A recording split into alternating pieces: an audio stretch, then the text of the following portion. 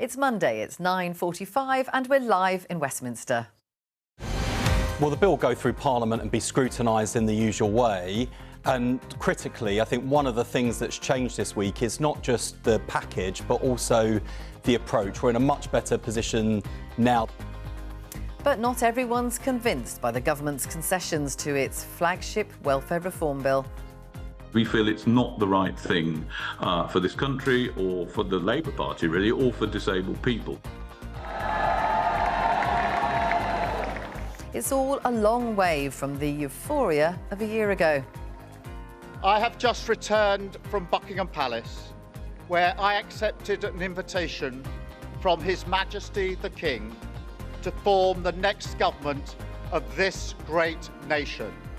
We'll be looking back at Keir Starmer's first year in power. And 1 in 4 young people in England have a mental health condition. We'll ask this mental health campaigner why.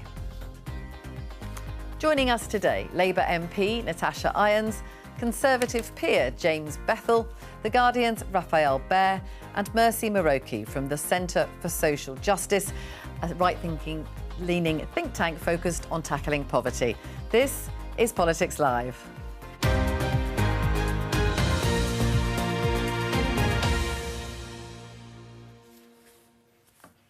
And we're going to start by taking a look at some of the headlines today, starting with the Daily Mail. BBC chief should face charges over Glastonbury, they say.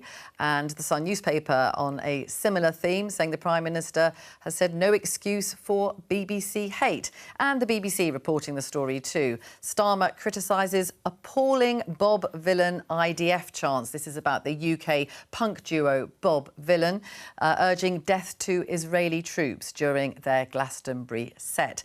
So what is the main issue here? Is it that it was said in the first place or the fact that it was broadcast, Natasha? Well, I think it's both of these things, isn't it? There's no excuse, there's no defence of what was said. Look, there's a long-standing tradition of artists being able to express themselves politically in any way they wish to, but there is a difference between expressing oneself and inciting violence, and I don't think there's any excuse in what was said. I'm really pleased to see that Lisa Nandy got on the phone straight away to the BBC to ask what was in place in terms of its due diligence in this case, and I look forward to seeing what comes out of that. So a BBC spokesperson said that some of the comments were deeply offensive and added that it had issued a warning on screen about very strong and discriminatory language and said that the set will not be available on BBC iPlayer. James, what do you make of it?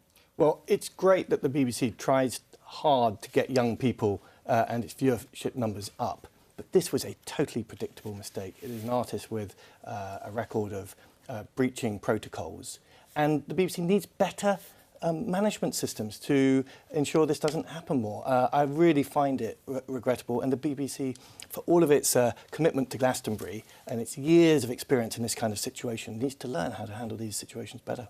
Raphael, do you agree with that? Actually, I'd be interested to know actually how that process works. I mean, it's worth pointing out. I mean, first of all, self-evidently, I think a chant that begins "death, death" to anyone or anything is whipping a mob into a state of hateful violence. So, separate to the cause in question, there's all sorts of ways you can express solidarity with Palestine and the Palestinian cause without urging death on people. So, that, in a sense, I'm kind of more interested in why it's sort of culturally normalised for a whole bunch of people turning up at Glastonbury to think that's actually OK or in any way sort of an expression of a socially just cause. And then separate from that, the BBC point, it wasn't broadcast. It was sort of streamed on the iPlayer. It took about 5 hours for it to come down. Is that right? I honestly have no idea what was going on, who had to escalate this, whether that's, in some worlds, maybe that's actually quite efficient. I don't know. So there are lots of people who are have a very itchy trigger finger to start attacking the BBC in these situations, and you can't say that because you're a BBC presenter and you have to be very balanced about this, but I can. And I think when you see those newspaper headlines making this all about the BBC, doesn't even mention the RDF, doesn't even mention the artist in question, that seems to me a slightly disproportionate reaction. Mercy? Well, I think you can't stop these things sometimes in terms of artists saying very controversial things. We've seen what's happened with Kneecap. And what struck me in particular was the amount of sort of support and cheering that lots of, when this was said, lots of the crowd sort of, were sort of in support.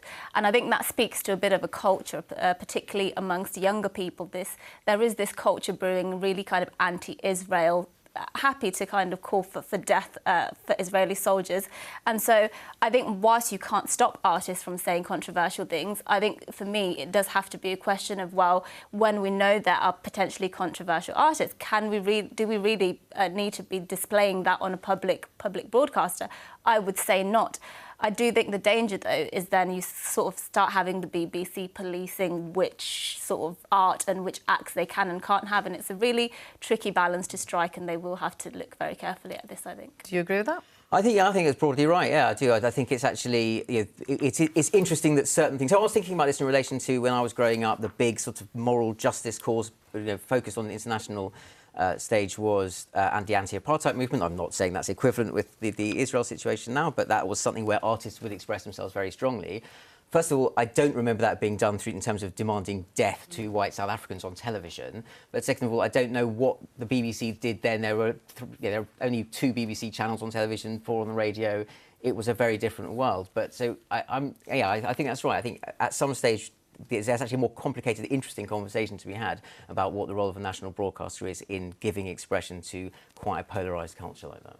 OK, well, one of the other big stories this morning is the government's problems with welfare reform and its welfare reform bill. The Financial Times reporting that Keir Starmer faces backbench showdown despite rowing back over the welfare bill. The Times also reporting this story, saying the Prime Minister battles to stave off the revolt over welfare cuts. And The Guardian also saying that Rebel Labour whip, that's Vicki Foxcroft, who resigned in protest, calls for more welfare concessions, despite there, of course, being an awful lot already. Well, let's speak to Henry Zeffman, our chief political correspondent, about all of this. And Henry, I mean, there's been a lot of concessions, but do you think it is possible that the government is either going to have to give more or that they will still face defeat? I think the government will probably be OK, but the fact that the government has made such major concessions at the back end of last week, and we still can't say with certainty that they are going to win this vote tomorrow, even with Sir Keir Starmer's historically vast majority, tells you just how botched and bungled this process has been from the point of view of the government. I think what you're going to see today is an attempt by the government, through putting on sort of formal parliamentary record concessions that they've already communicated privately and then in the media, an attempt to just kind of take the heat out of this. So far, though, it is quite notable that there are still, a good few dozen Labour MPs who say that the concessions aren't enough. In fact, in some cases, they say that the concessions have opened up a whole new can of worms because there'll be differential treatment between people who are currently in receipt of disability benefits and people who might be in receipt of disability benefits in the future. So I think you still have a very dicey couple of days until that vote for the government, all of it in the context of the government having decided to make those concessions to avoid what, by the end of last week, had become all but inevitable defeat on this issue. OK, Henry, well, we'll hear from you in a little bit about Starmer's first year, but thank you for now. Natasha, do you think this is going to get through? I think it's far more likely that it will do. In my personal view, I'm far more likely to support this now that we've heard of the concessions coming down the line. I think the place we all start at is not that we all start that this system needs to change. It absolutely needs to change. It's failing the people that rely on it now, and it will fail people in the future. But the question is, how do you change it?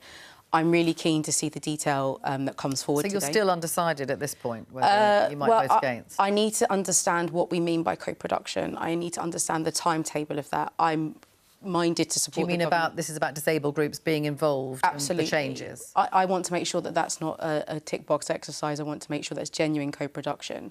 What I want to also understand is, whilst I am genuinely relieved for the people within my constituency that claim PIP, not just because a lot of them are in work and PIP is helping them to do the jobs that they love and live the lives that they want to with independence, but also the unintended consequences and the pressures that could put on things like housing, for example. You know, the council that I'm an MP under, the commissioners are at their door, and if you have a few hundred people turning up needing housing because they can no longer cover the cost of their rent, what does that do?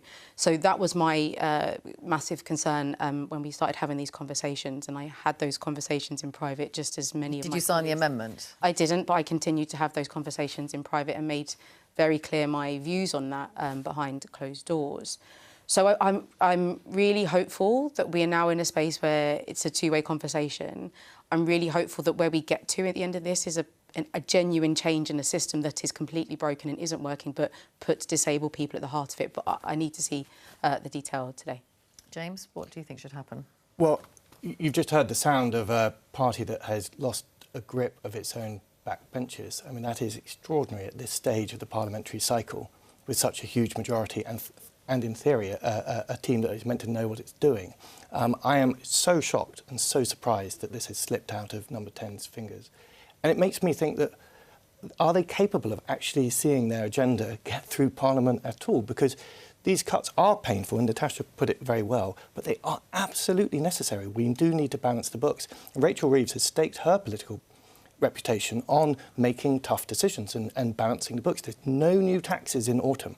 And I know hardly anyone in Westminster who doesn't think that there's going to be a tax rise before the end of the year. And if that happens, then both the political and economic credibility of the government is going to take a really huge hit. And I don't say that in order to score political points. I say it out of sadness, because we need this country. The country needs this government to succeed. Natasha, lost control? So I obviously would challenge that. I don't think this is a case of losing control. What I think this is an ongoing conversation between backbench MPs and a government that is desperately trying to change this country. And I think even those who signed the amendment desperately want this government to succeed, but also are very positive and supportive of not just the Prime Minister, but the people around the Cabinet table who we know have a colossal job to turn this country around. Yes, but you're asking very reasonable questions about the implementation.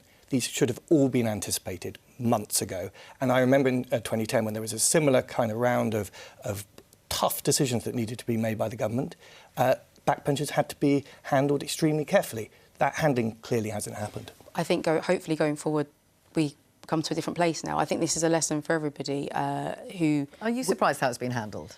My background is I used to be a local councillor, and I used to deal with our own political wranglings, but obviously not on this scale. But this is a flagship policy, isn't it? And James is right. This is second reading. So my feeling of this is that we do need a better way of having that two-way conversation, and I do genuinely believe that is what's going to happen now. And there are difficult choices to come down the line. There are things we have to do to change this country. And I think that we will get there now quicker, and I think we'll have better conversations as we go forward. Raphael, are you surprised about how this has panned out? I am a little bit, actually, just to the extent that, as far as I understand it, certainly the whips were aware that this was coming in as well. So actually, it's not the problem with a whipping operation. This is something's happened. Someone dropped the ball higher up the chain of command in Number 10. I think but that expresses a deeper structural problem, which is that you have two totally separate arguments. One is there is a fiscal commitment has been made and a fiscal framework that's been settled by the Treasury, and that means you have to make savings somewhere because you've promised not to raise taxes or borrow more. And then separately, you've got an agenda to reform the benefits system, which can have a compassionate humanitarian agenda to try and help people who aren't in work get into work, or to find better support for disabled people. And those two things actually have now sort of been crashed into one another, largely because the fiscal headroom went down, and at the very last minute you needed a bit more money for the Treasury, and that came from PIPs. And so there is a kind of disingenuousness baked into this process very, very late in the day, which was to say, well, our sort of ethical justification of this is still the one for welfare reform, but actually everyone knows it's been driven by a fiscal imperative. And when you're making an argument for a policy based on its own terms, but absolutely everyone involved in the process, including the Parliamentary Labour Party, knows that really it's a fiscal problem, it's very hard to make the argument and win the argument because you sound dishonest. Mercy? Yeah, I think it's both an ethical problem and a fiscal problem, and I don't think those two things sort of have to necessarily be in conflict with one another. My position is that, I think the benefits, the welfare system is the fundamental premise of universal credit is good and it's a sound one. And for the most part, it does work. And I'm very in favour of having, a safety blanket for people who do need it. I have close family members who are on PIP. 10 years ago, when I was a teenage mum, I was on universal credit. I know how important, having that safety blanket is for people. However, we are in a position now where it does seem that some of these Labour rebels and Labour MPs seem to think that their position seems to be that every single person who has been put on incapacity benefits needs to be on incapacity benefits and should be on incapacity benefits. And actually, I think I would have liked to see more honesty from the Prime Minister and actually say, look, 1,000 people are signing on to incapacity benefits every day, I think. And actually, we do need to come to a position where we say we need to change the criteria. Not everybody needs to be, and put in place. So there's the PIP, which is not an out of work benefit, is it? I mean, that's different. So that you can be in work and be on personal independence payments. Yes, absolutely. You can be in work and be on personal independence payments because it's about sort of health and disability. But my point is that not everybody who is also being put on PIP or incapacity benefits needs to be on it. And actually, I think this is a bit of a function of the fact that GPs are overburdened. Often the case is that people are presenting to the GP with problems and they're often sort of left with not many options but to give that person to sign them off work. And in a lot of cases, people actually don't need to be signed off work, and actually being signed off work sort of almost compounds the health problems and the mental health problems they're facing. I think we have to be really careful about how we discuss this, because people don't just sign on to PIP. They have to go through a process, and it's quite an arduous process. And there is an assessment that happens about whether or not they need support. And I think, to be honest, the Prime Minister and the Secretary of State have been very honest about the amount of people that are signed on. We know that stat of 1,000 a day because they keep saying it. So I think they've been very honest about that. What we need is to fix this system, but make it make sense for the people that do genuinely rely on it. And we need to make sure that the assessment process, gives people the support they need to live independent lives. That's what PIP is. It's an independence payment. It's not about.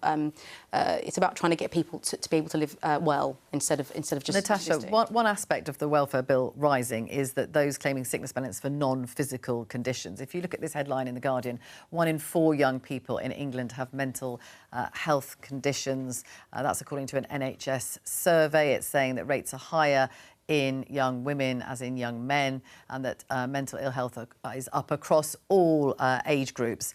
Let's speak now to Natasha Devon. She's a mental health campaigner. Thank you for joining us. We can see the figures there. Why is this happening, do you think? Well, the Lancet Psychiatry Commission on Mental Health published a report a year ago now, which comes the closest to answering this question in an all-encompassing way, and one that reflects my experience. I've been visiting schools and colleges now throughout the UK for 17 years. And they identified 4 things. One was young people not being listened to about their mental health concerns. And we've seen that in some of the political language that has been used by people like Nigel Farage, but also Wes Streeting, talking about overdiagnosis. The second was the systemic underfunding of mental health services throughout the world. The third was neoliberalism, young people living in a more competitive and individualistic environment and culture, which puts them under way more pressure than previous generations. And then the fourth was social media.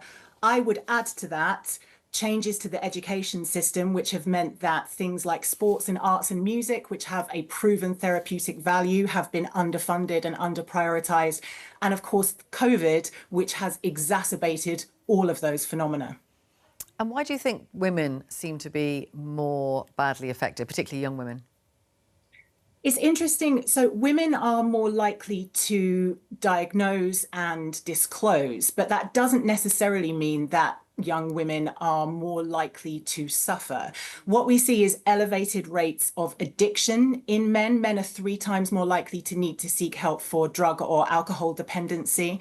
And we also see higher rates of suicide in men. So what that suggests is women are seeking help for anxiety and depression, maybe seeking help earlier, and men are more likely to self-medicate and or reach crisis point.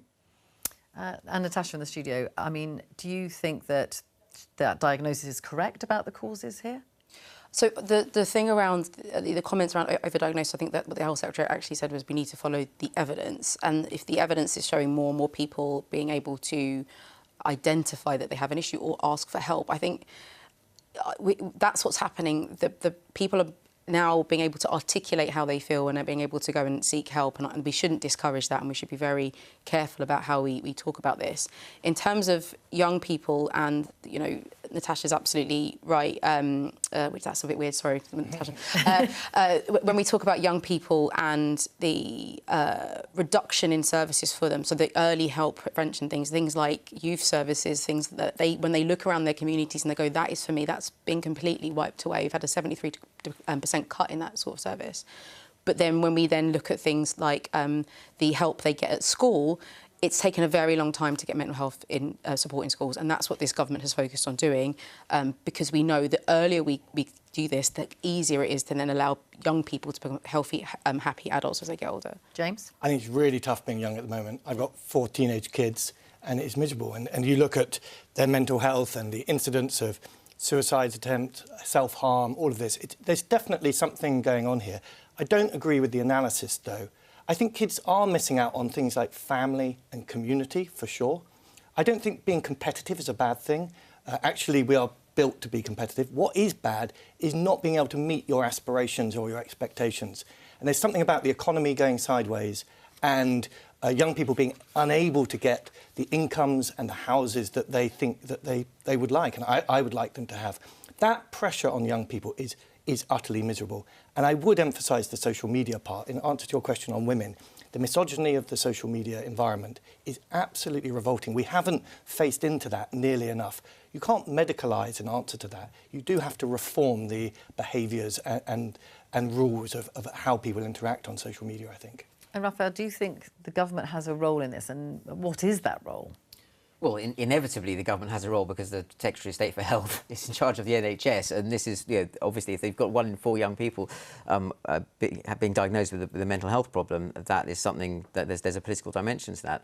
I mean, it's very difficult because, first of all, you know, another thing that the Wes Streeting said that I think is worth drawing out of this, and maybe just because I happen to agree with him on this point, you know, he did make the point that every mental disorder is a spectrum. So, and actually, so you can have 2 things true at the same time, which is more people being more aware of what their symptoms might mean, better able to vocalise that, express that. Actually, there being less stigma sometimes that allows people to talk about it. And actually, I generally agree about social media, but there is a positive element to this, which is people who might otherwise have felt very isolated and very lonely, finding other people who are showing the same symptoms as them, actually understanding their situation better and being able to express it better. But that means you can get this point on the spectrum where, you know, mild cases get pathologised, and, you know, it's very hard to know what is actually a genuine, that's the wrong word, but a wider expression of people being really severely ill, and lots of people who previously wouldn't necessarily have been identified as being mentally ill,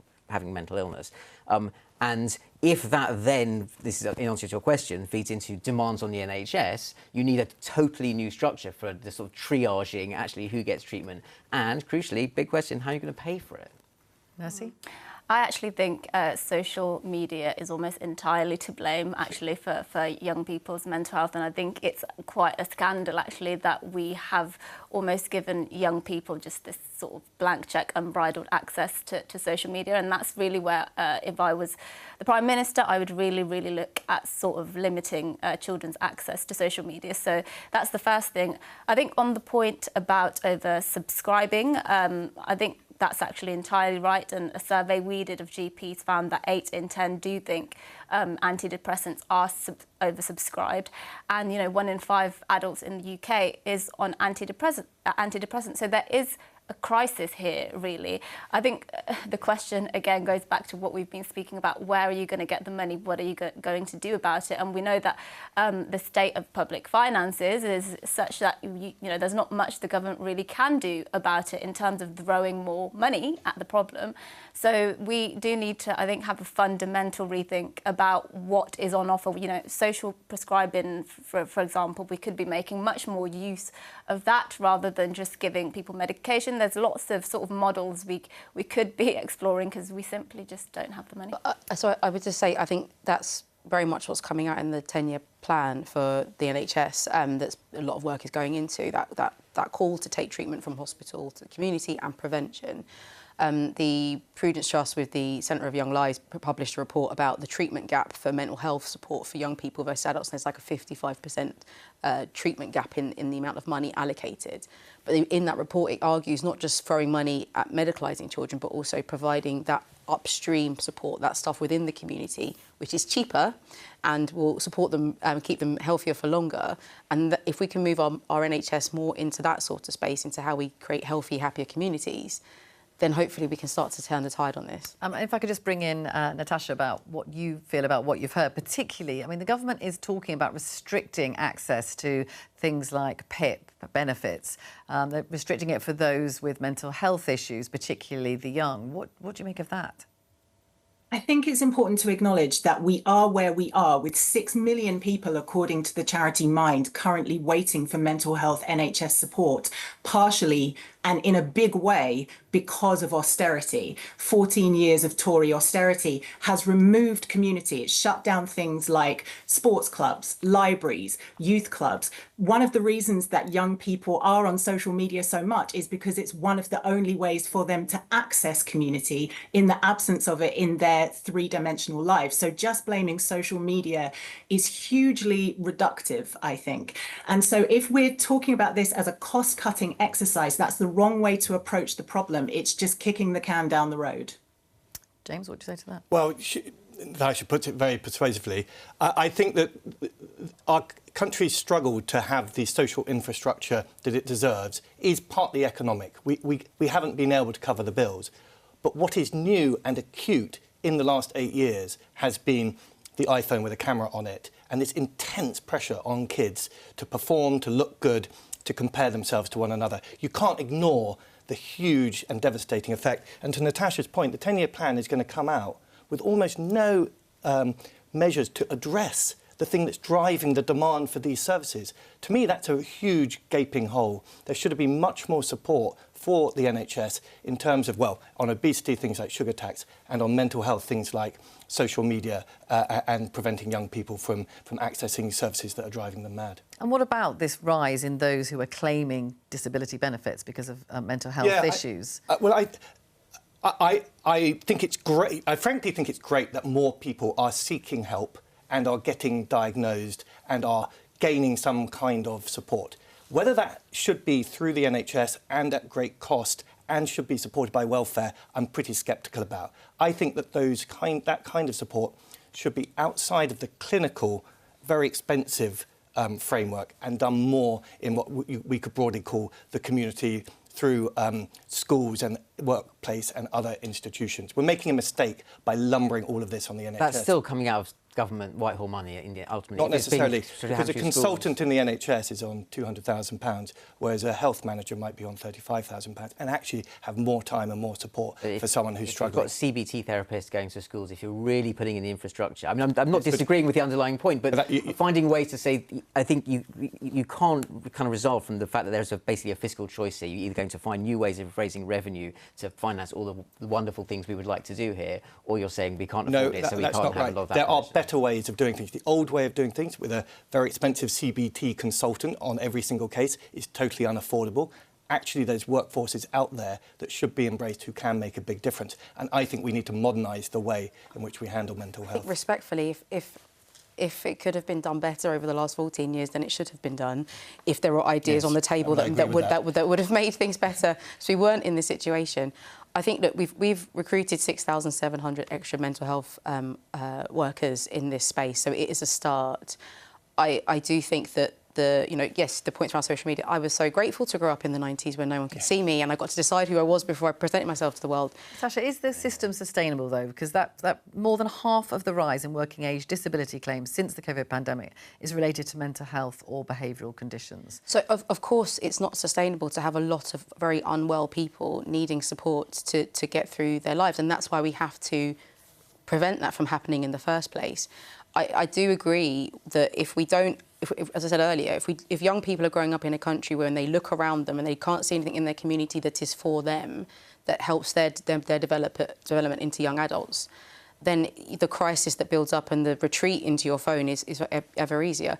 This stuff is not new. You know, we've had adolescents and teenagers, Brighton Beach, all that sort of thing has happened for ages, and yet we have forgotten that if we do not invest in young people properly, these are the things that happen. And Natasha Devon, the government is going to come out with its 10-year plan for the NHS. What would you like to see in that?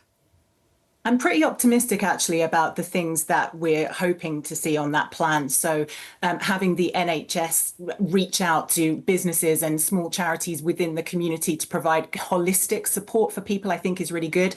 But the one thing that I want to say to everything that I've heard so far in this discussion, Generation Z have been frankly screwed at every turn. They have been to school, college, university under austerity and throughout the pandemic. They now can't afford to get on the housing ladder. They can't afford a decent standard of living.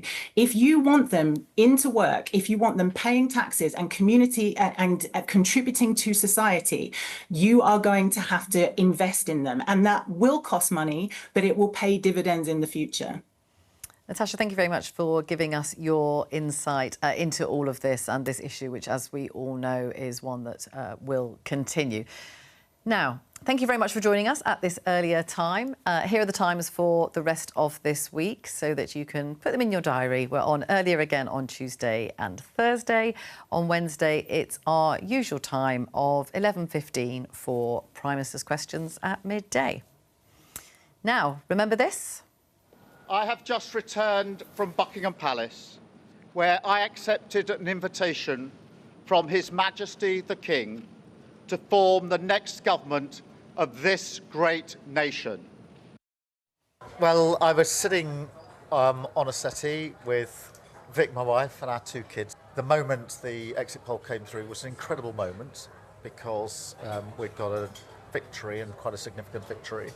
I was conscious of the sense of responsibility that would bring.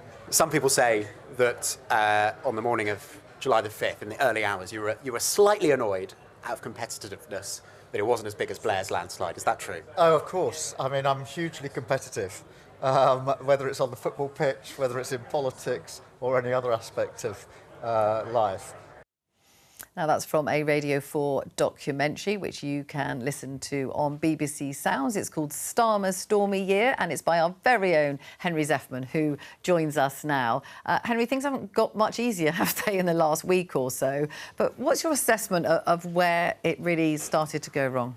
Well, that's the thing, Vicky. The last week has clearly been Keir Starmer's worst as Prime Minister. But actually, I think a lot of the themes of this week reflect things that have been going on for the last year and actually perhaps even before then. Because one of the things that lots of the people I spoke to for this programme admitted with varying degrees of candour was that their preparations for government were not quite good enough. Now, of course, you have to stress that their inheritance was staggeringly difficult domestically and internationally. But nevertheless, a lot of people, when this Labour Party got into government, were saying, is that really it? And that is something that I discussed in one of his most revealing interviews yet with Simon Case, who until recently was the head of the civil service. There were some elements where not enough thinking had been done. There were some areas where sitting in the centre of government, early in a new regime, the Prime Minister and his team, and including me as his sort of core team, knew what we wanted to do, but we weren't communicating that effectively across all of government. Ministers come in and they're suddenly in charge in our big departments of hundreds of thousands of people. They will never have done that before, so there is a lot to learn. But I think communication is something, perhaps with the outside world, wasn't strong enough. Now, Henry, on the international stage, I think most people would agree that things have gone a little bit better for Keir Starmer.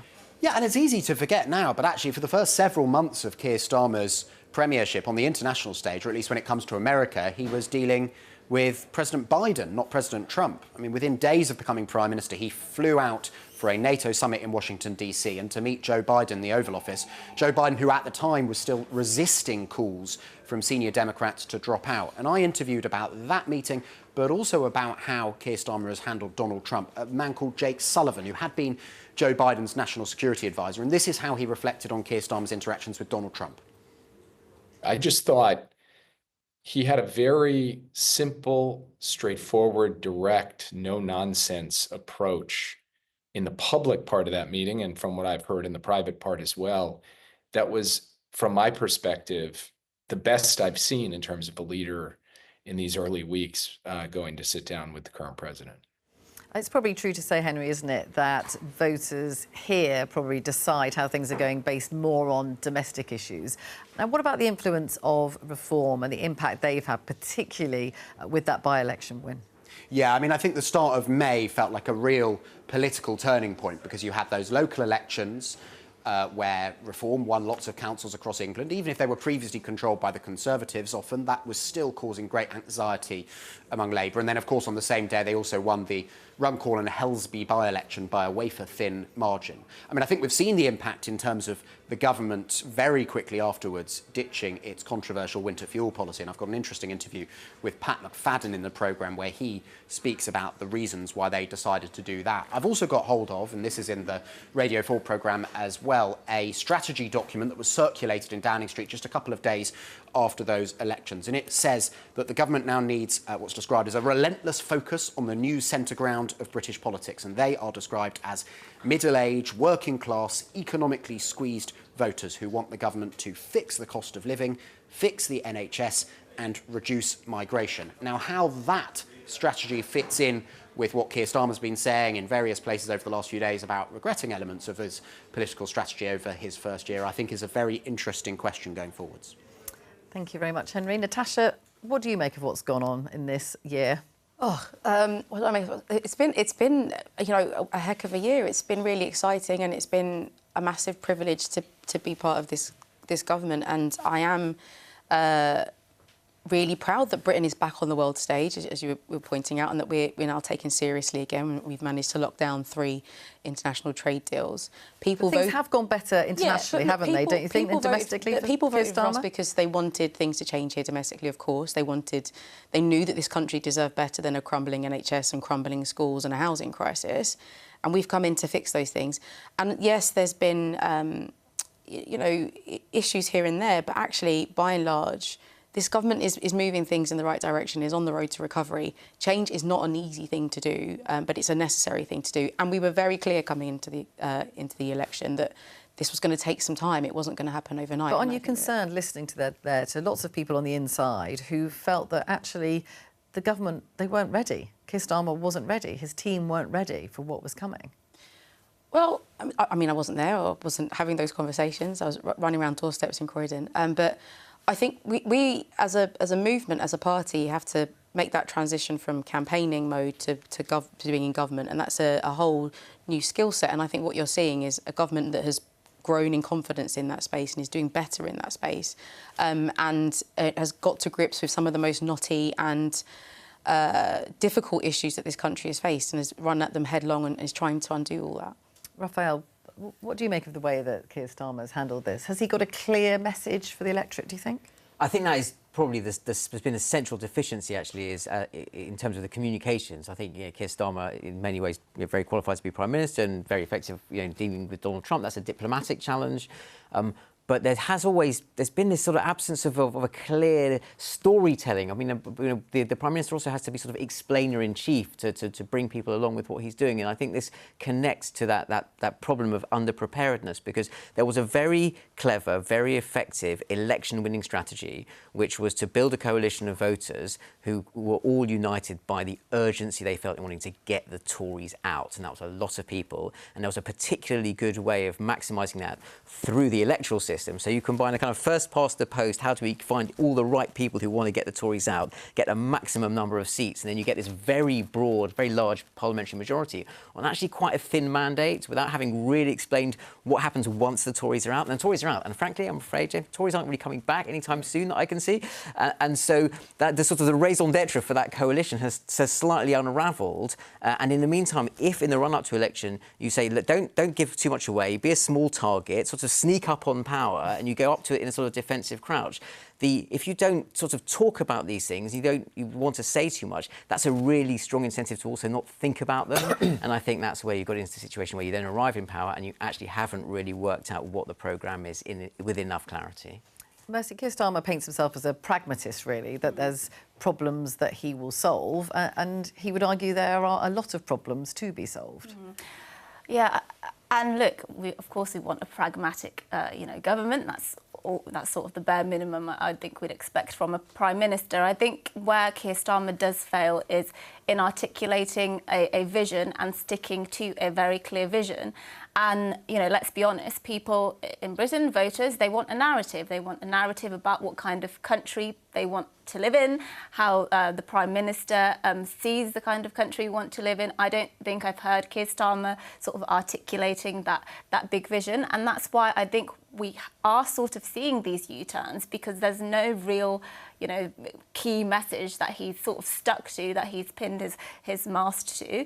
And so that's why we're seeing U-turns, and I believe that's why we're seeing Reform doing incredibly well, because whether you like it or not, Nigel Farage is an incredible political communicator, and he is succeeding in communicating the vision of the country that Reform would sort of put in place and would implement if he came into power. I don't think he's articulating a vision of what Reform would do at all. I think he's very good at sort of galvanising and sort of channeling a sense of frustration and anger with an idea of what the country is now. And I don't even think it's a very accurate picture of what the whole country is now. But it's a lot easier to say everything's rubbish, everything's falling apart, they're all these awful politicians, we should get rid of them. That's actually, and he is a very gifted communicator, I absolutely agree with that. But that is a very different proposition to saying here is actually a functional, workable plan for what you would do. That's much harder. Farage never gives you that. That hasn't worked, though. So, yes, you can put to the public, this is a 10-point plan of everything we'll do. That's what Keir Starmer's done. He's put forward the pragmatic approach. And actually, I think the more important thing is actually convincing people,